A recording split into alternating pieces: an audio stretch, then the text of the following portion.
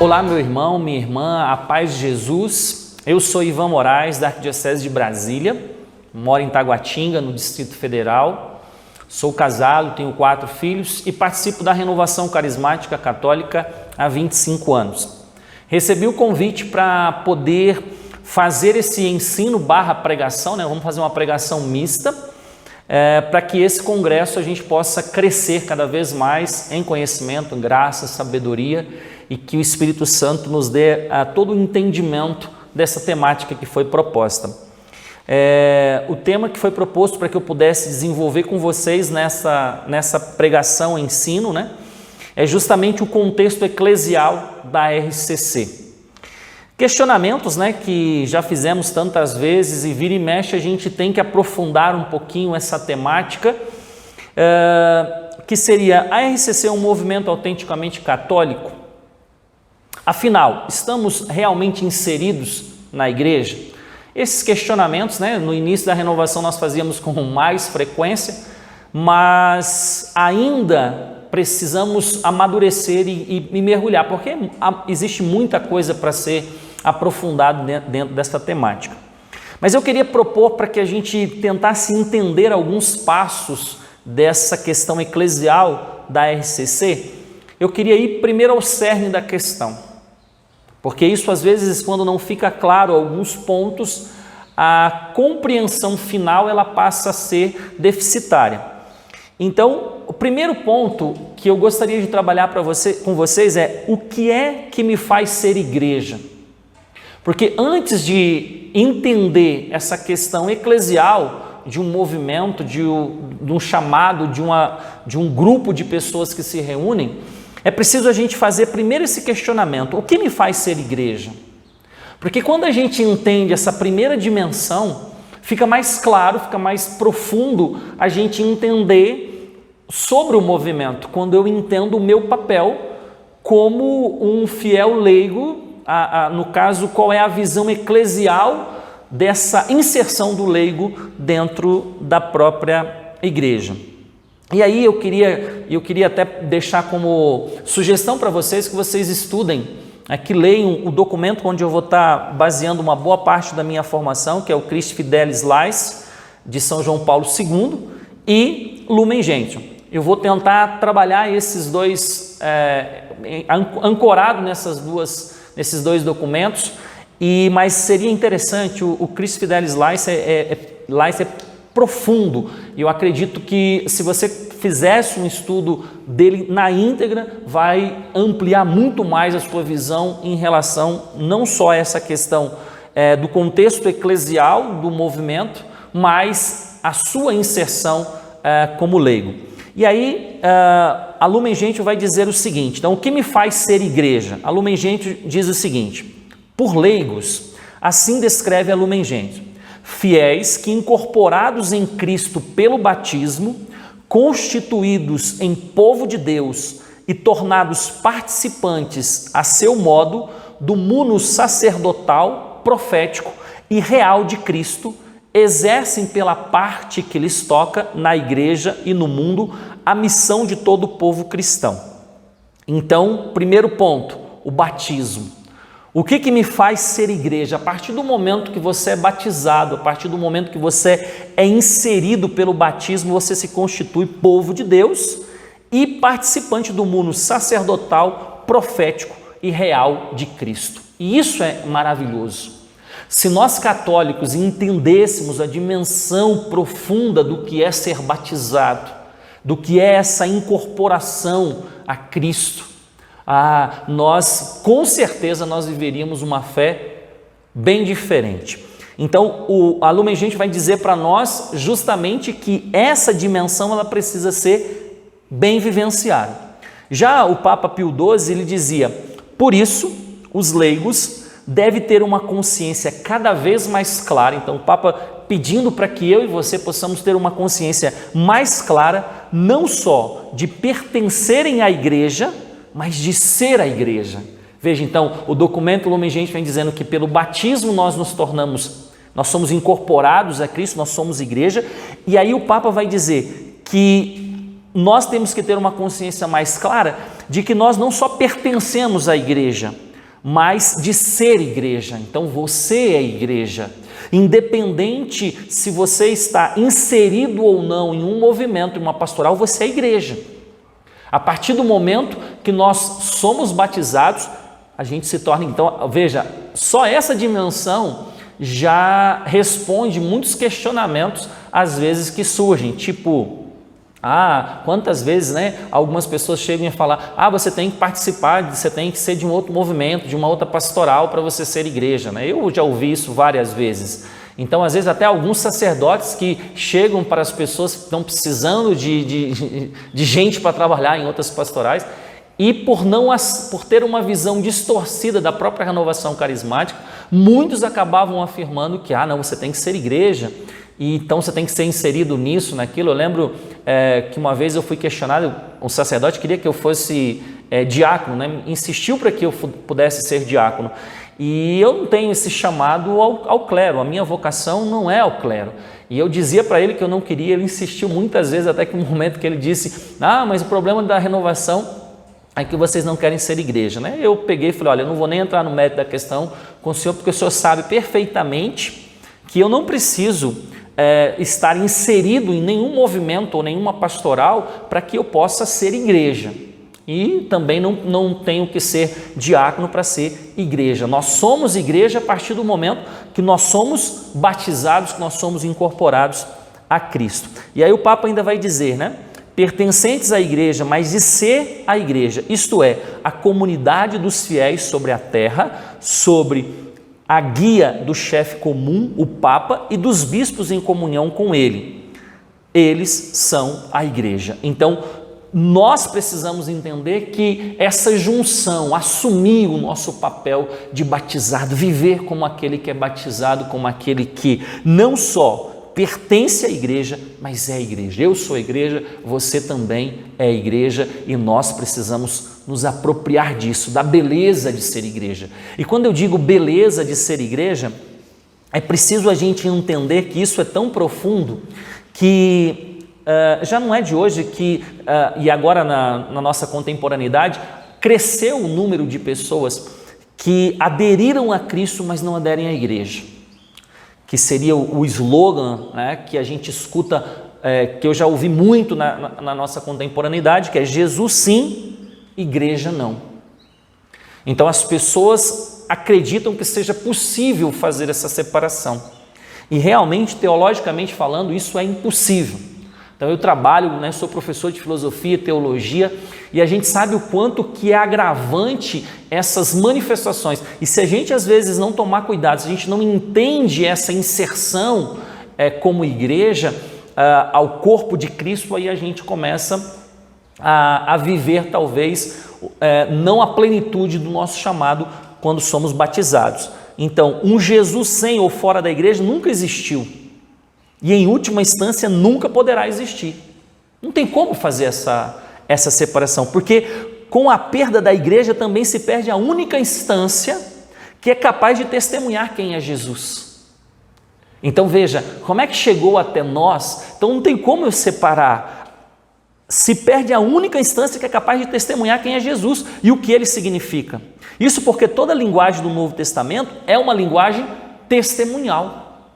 Então, é preciso a gente aprofundar nisso, é preciso a gente tomar posse disso, que realmente não tem como existir um Jesus sem ou fora da igreja. Então isso precisa ficar claro, é um ponto interessante a gente entender isso. Bom, entendido essa dimensão do que me faz ser igreja, do que dessa pertença à igreja, como leigos, como próprio daquele estado de vida que somos chamados, e daqui a pouco nós vamos voltar a falar da igreja também, mas nós temos direitos, segundo o próprio documento, que eu estou fundamentando, que é o Christi Fidelis Lais. A partir do número 30 desse documento, ele vai trazer para nós direitos que fazem parte do laicato e quais seriam os critérios para que essa aglomeração possa ser aceito como algo eclesial. Então, fundamentado essa questão entender a condição eclesial do fiel leigo. Eu tentei fundamentar nessa primeira parte da minha fala essa condição eclesial do fiel leigo. Então eu, como um fiel leigo, eu entendo a minha questão eclesial. Mas aí eu me junto com o segundo leigo, com o terceiro, e eu começo a fazer um grupo, uma associação, eu começo a reunir pessoas sustentados por um carisma. E aí então eu tenho o direito de fazer isso, mas esse direito também tem alguns critérios, que é o que eu queria fundamentar com vocês, para que a gente aprofunde um pouquinho mais nessa dimensão eclesial da própria RCC ou dos movimentos de uma forma geral. Eu queria ler um trecho a respeito dos direitos que são constituídos pela própria igreja em relação a essa associação. Diz assim: antes de mais, é necessário reconhecer-se a liberdade associativa dos fiéis leigos na igreja. Então, a igreja, depois do Concílio Vaticano, então, principalmente, houve ali o escancarar realmente das portas da igreja, da necessidade da abertura ao laicato. E aí vai dizer o seguinte: reconhecer-se a liberdade associativa dos fiéis leigos na igreja. Essa liberdade constitui um verdadeiro e próprio direito que não deriva de uma espécie de concessão da autoridade, mas que promana do batismo. Olha como é que a igreja é linda, é profunda. Às vezes a gente começa a criar um grupo, uma associação, Deus desperta um carisma ali, e a gente fica às vezes, mas e aí agora? Vai ter o reconhecimento da igreja. A gente fica muito nessa questão de oficialmente a gente ter uma aceitação, e às vezes de uma forma até equivocada a gente passa até ficar com medo. E a igreja está dizendo aqui, que existe essa liberdade que é próprio, direito que não deriva de uma espécie de concessão da autoridade, mas que promana do batismo. Do próprio batismo, por essa questão eclesial do fiel leigo, que eu tentei fundamentar para vocês na primeira parte, a gente já começa a compreender que é daí que a igreja tira essa liberdade das associações, das aglomerações. Porque se o fiel leigo, na sua individualidade, ele tem a sua pertença eclesial, por que a igreja vai barrar justamente essa iniciativa do fiel leigo? E aí daqui a pouco nós vamos ver quais são os critérios, porque senão, se não tiver critérios, a coisa realmente vai desandar. Mas eu gostaria de continuar fundamentando para vocês entenderem a beleza do ensinamento da nossa fé católica.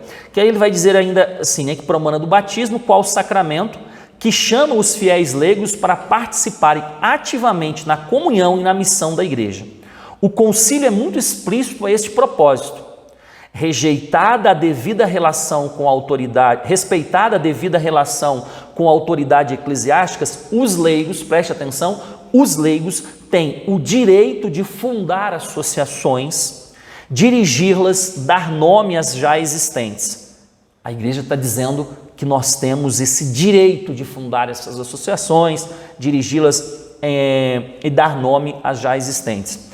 E o recente código textualmente diz, Código de Direito Canônico, vai dizer o seguinte: os fiéis podem livremente fundar e dirigir associações para fins de caridade ou de piedade, ou para fomentar a vocação cristã no mundo e reunir-se para alcançar em comum esses mesmos fins. Lindo, profundo.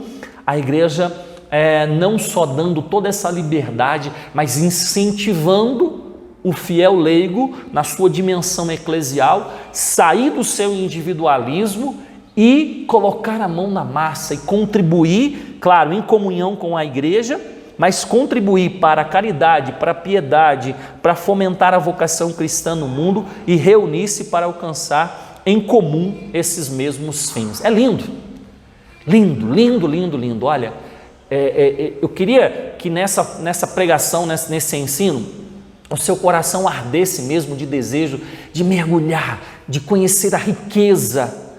Às vezes eu fico meio pensativo, pessoas que leem tantas coisas, assistem tantos vídeos no YouTube, mas nunca pararam para ler uma uma encíclica da igreja, não explora o site do Vaticano, que é uma riqueza tamanha, não buscam uma fonte mais profunda, autêntica, não busca na tradição do magistério da igreja e às vezes é movido por tantas pessoas que, olha, infelizmente acabam falando coisas que nem é o pensamento da própria igreja. Se apaixone por Jesus Cristo, se apaixone pela igreja de Jesus Cristo e você vai ver que quanto mais a gente mergulha nessa história da igreja, quanto mais a gente compreende a nossa fé, mais a gente solidifica. E olha, dificilmente uma pessoa que conhece a fé católica vai deixar de professá-la, porque é muita riqueza, é uma graça extraordinária. Então, nós já vimos a questão do fiel leigo, da questão eclesial do fiel leigo, vimos os direitos, mas agora quais seriam os critérios? Então aqui entra aquilo que uma aglomeração, uma associação, ela tem que, em comunhão com essa igreja, exercer. E são 6 pontos que a igreja, nesse mesmo documento, ela vai trazer para nós quais são os critérios para que essa questão eclesial não seja ferida, né? Para que realmente a gente respeite e viva essa comunhão com a fé católica. Então, o primeiro critério é dado à vocação de cada cristão à santidade.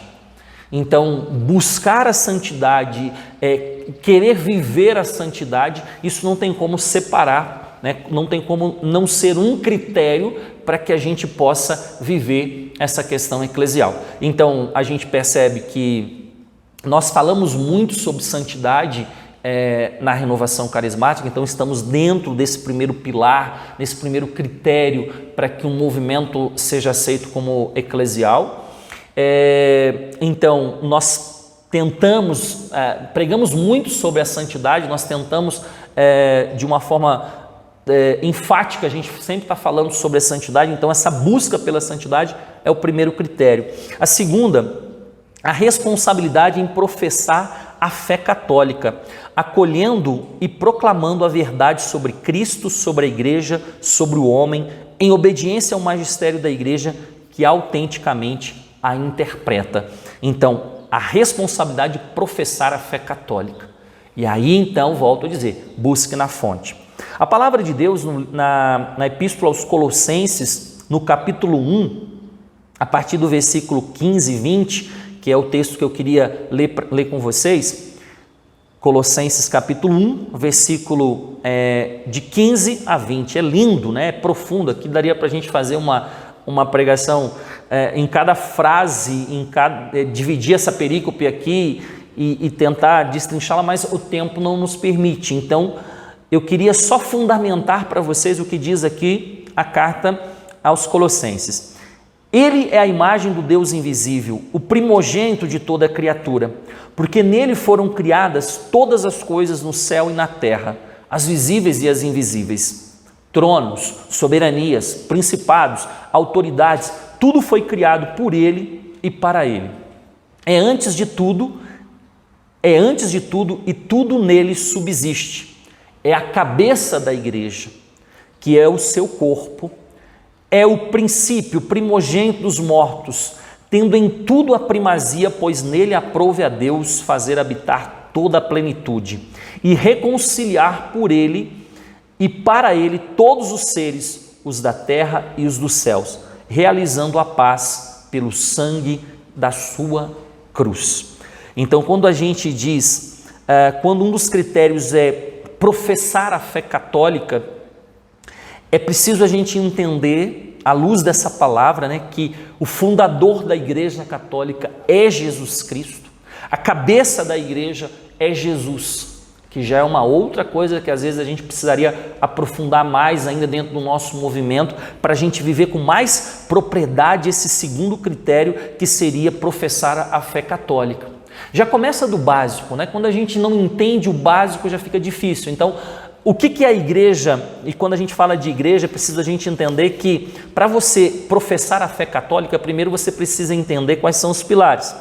Pilares que já foram identificados lá no símbolo de Constantinopla no ano de 381. Para você ser católico, você precisa professar que a igreja é una, santa, católica e apostólica.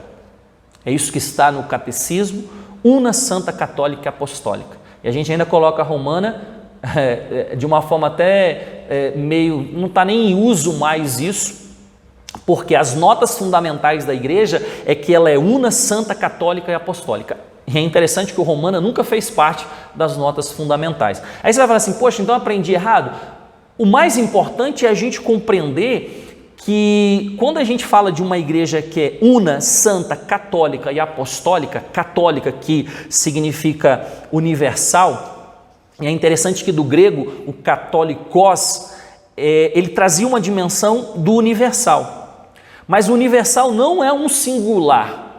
Não vou dar aula de filosofia não, mas para a gente só entender a profundidade disso.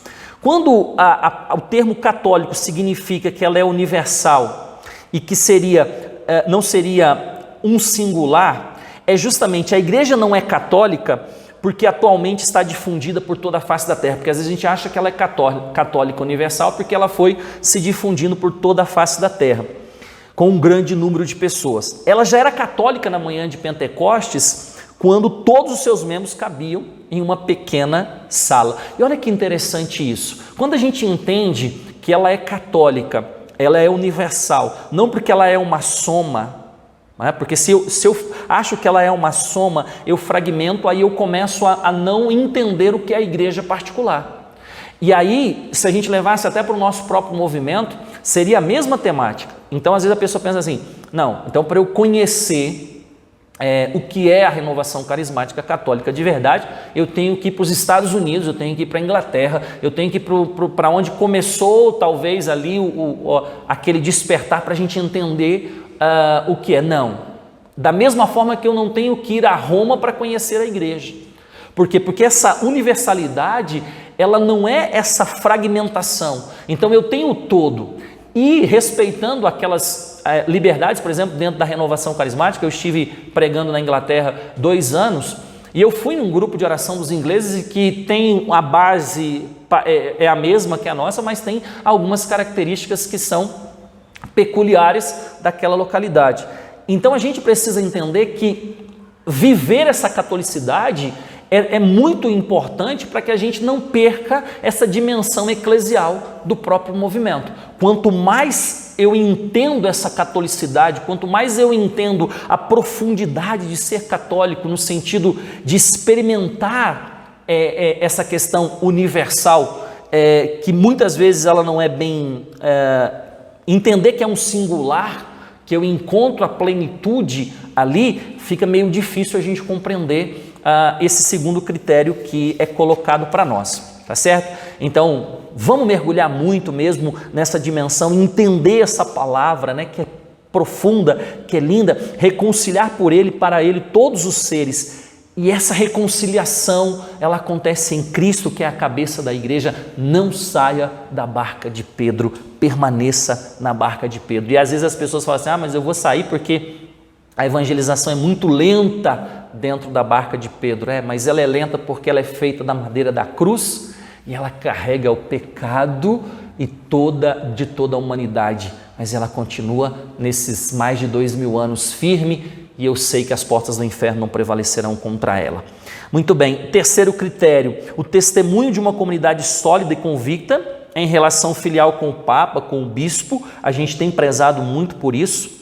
A quarta, uma estima recíproca entre todas as formas de apostolado da igreja, e aqui a gente tem que entender que nós temos a nossa dimensão carismática, o nosso carisma, mas eu não tenho que tomar posse e acreditar que essa é a única forma de se fazer uma evangelização. Então, todas as formas de apostolado dentro da igreja têm que ser olhadas com respeito e são necessárias também. O quinto passo, o quinto critério, a conformidade e a participação na finalidade apostólica da igreja. A conformidade e a participação na finalidade apostólica da igreja. Então, o primeiro é a santidade, o segundo, entender e professar a fé católica, a obediência ao magistério. O terceiro, o testemunho. Eu pulei o terceiro. O terceiro é o testemunho de uma comunidade sólida e convicta em relação... em relação ao Papa. A quarta, uma estima entre todas as formas de apostolado da igreja. A quinta, a conformidade e a participação na finalidade apostólica da igreja, fazer missão, assumir o nosso papel de evangelização. Esse é um dos critérios também para que a gente possa viver essa questão eclesial. O sexto, o empenho de uma presença na sociedade humana que, à luz da doutrina social da igreja, se coloca a serviço da dignidade integral do homem. Aqui, nesse sexto ponto, também entra a questão de instituições que a renovação também é chamada a ajudar. Aqui no Distrito Federal, por exemplo, nós temos um lar de idosos, que é mantida também pela RCC. Então nós temos um lar de idosos, aqui entra promoção humana, aqui entra fé e política, aqui entra, veja, é um dos critérios. Então quando a gente fala do social, quando a gente fala dessa inserção social, e para mim, eu sou um grande defensor que, mesmo sendo pregador, para mim, nós precisamos compreender muito ainda o Ministério de Promoção Humana, que para mim é fantástico. Eu acho que todo carismático deveria aprofundar e entender a dimensão da promoção humana, porque todos os outros ministérios da nossa espiritualidade, ela precisa promover pessoas e a gente precisa entender que tudo é para que realmente essas pessoas tenham um encontro e que sejam assistidas. Então esse é um dos pontos também, o sexto ponto, para que seja um critério para viver. E aí a igreja, ainda nesse mesmo documento, ela vai dizer que se a gente vive isso, a gente colhe frutos dessa comunhão eclesial. E aí é interessante porque ela coloca ainda quais seriam os frutos de viver isso. E olha que interessante como se encaixa dentro da renovação carismática. A igreja, nesse mesmo documento, vai dizer assim, que todos esses critérios geram fruto, o gosto pela oração. Então, isso a gente aprendeu muito dentro da renovação carismática, de rezar, a contemplação, a adoração, a vida litúrgica e sacramental. Eu lembro que antes de conhecer a renovação carismática católica, eu não tinha nem desejo de viver isso aqui. O gosto pela oração, pela contemplação, a vida litúrgica, sacramental. A gente sente o quanto que é saboroso rezar, o quanto que é saboroso a gente receber, o quanto que é necessário receber todos os sacramentos, viver uma vida litúrgica, animação e pelo florescimento de vocações ao matrimônio e ao sacerdócio. A renovação carismática é um celeiro, de vocações ao matrimônio, a viver o matrimônio na sua integridade e também ao sacerdócio ministerial. Quantas vocações sacerdotais e religiosas surgiram do meio da renovação? Veja, então é a confirmação. A igreja coloca os critérios e ao mesmo tempo ela já vai colocando, olha, e se esses critérios forem seguidos, vai dar esses frutos. Então a gente tem visto esses frutos, a renovação é essa corrente de graça e que atingiu a minha vida, atingiu a sua, e é por isso que a gente tem que voltar e defender cada vez mais a missão do nosso grupo de oração.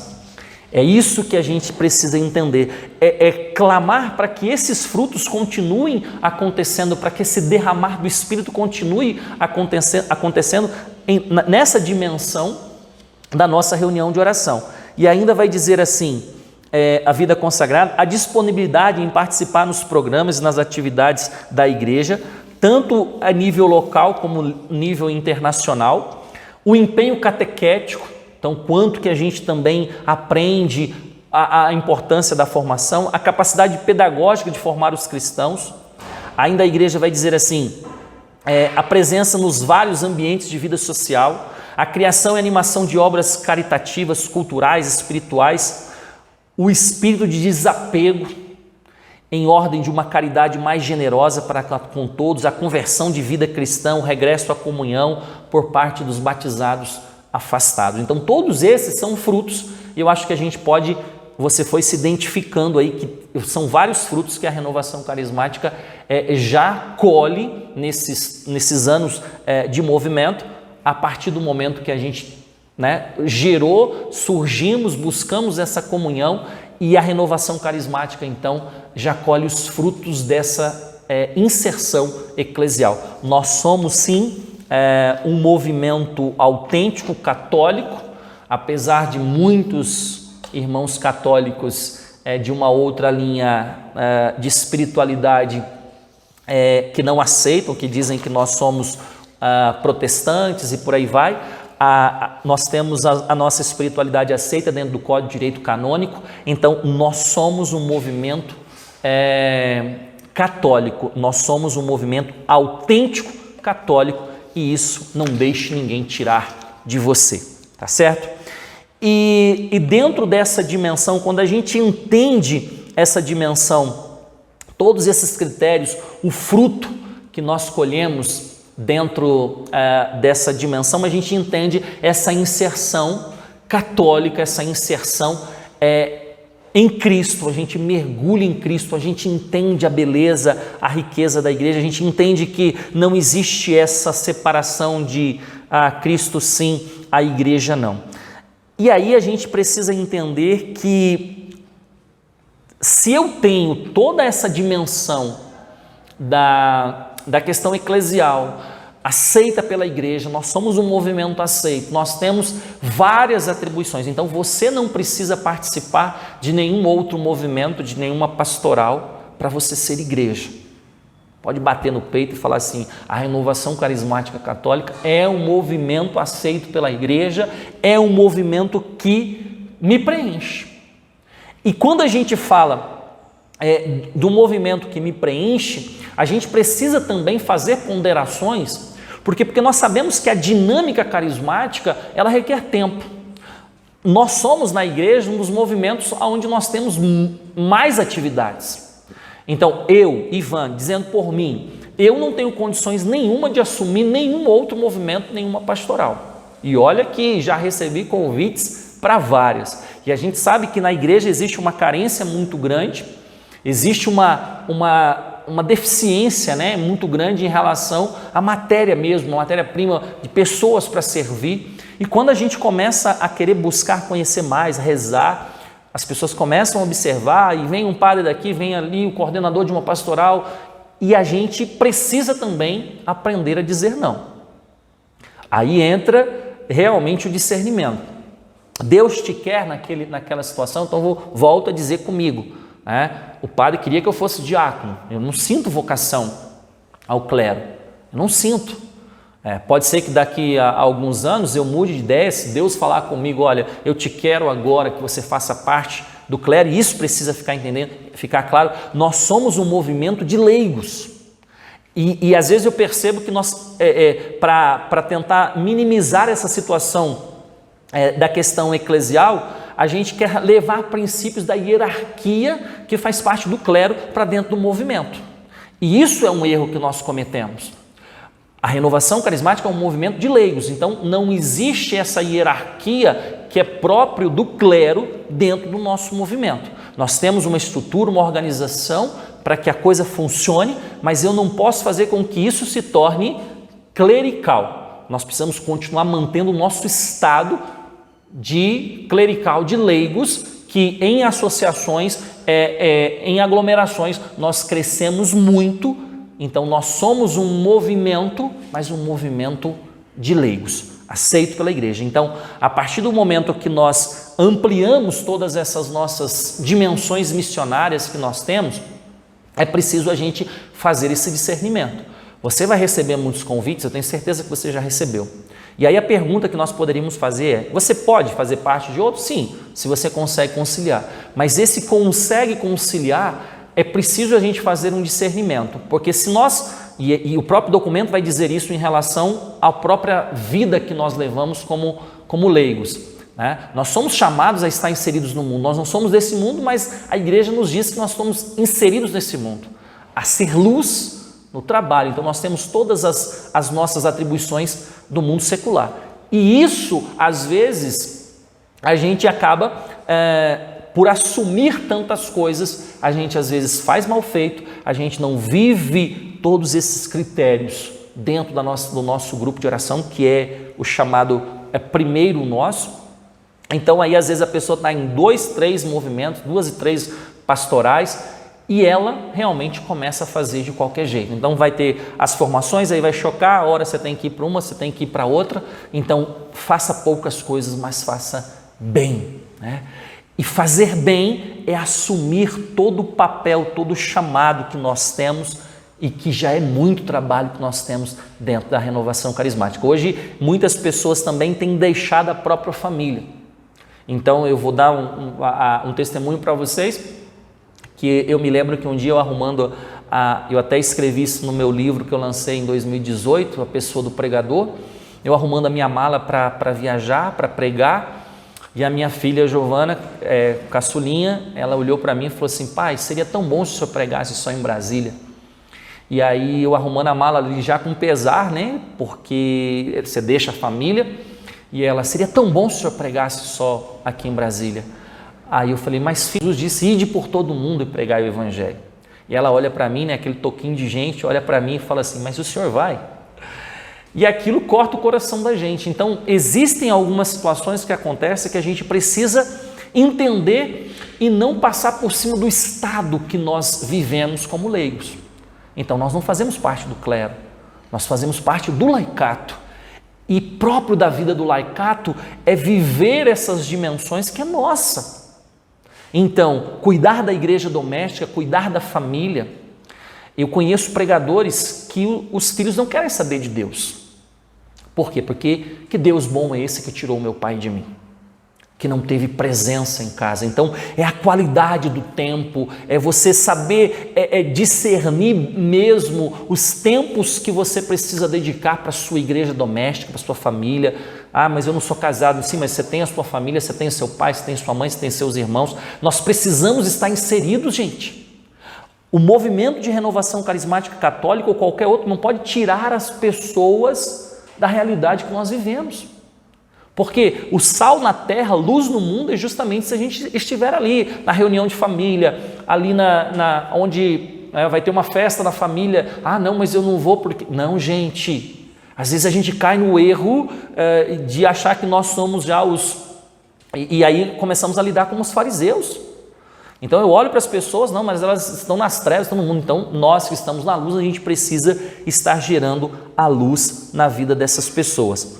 Então, tomar cuidado justamente com essa questão do ativismo, da gente ficar assumindo muitas coisas, a gente assume isso, assume aquilo, e quando a gente vê, a gente está sobrecarregado das coisas.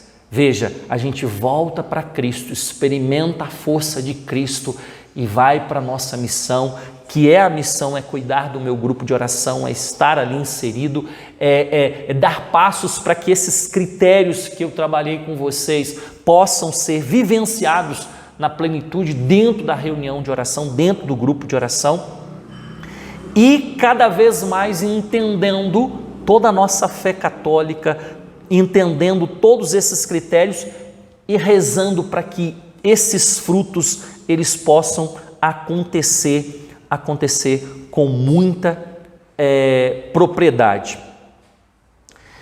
E aí termino dizendo que ninguém, aqui uma fala do Papa, né, o Papa Francisco, quando ele dizia, ninguém faz parte da renovação. Em 2015 o Papa Francisco fez um discurso belíssimo à renovação carismática, e ele dizia, ninguém faz parte da renovação, mas ela faz parte de nós, com o pacto de que aceitemos a graça que nos oferece. Olha que interessante, ninguém faz parte da renovação, mas ela faz parte de nós com o pacto de que aceitemos a graça que nos oferece. Então já é uma graça, a renovação tem nos oferecido isso. Beba dessa graça, beba dessa corrente, né, de graça, esteja ali inserido, entenda a sua dimensão católica, a sua inserção como batizado, e eu tenho certeza que nós ainda vamos produzir muitos frutos para a igreja e que o Espírito Santo continue soprando, levantando homens e mulheres para dar testemunho de nosso Senhor Jesus Cristo. Que a luz dessa palavra, desse ensinamento, instigue o teu coração a um ardor por mergulhar na palavra, por mergulhar naquilo que a igreja busque a fonte, repito, busque a fonte é a palavra de Deus, a igreja, a tradição e o magistério, e que o Espírito Santo te dê força e coragem para você continuar evangelizando e testemunhando Jesus nesse mundo que está precisando tanto. Deus abençoe você, sua família, forte abraço.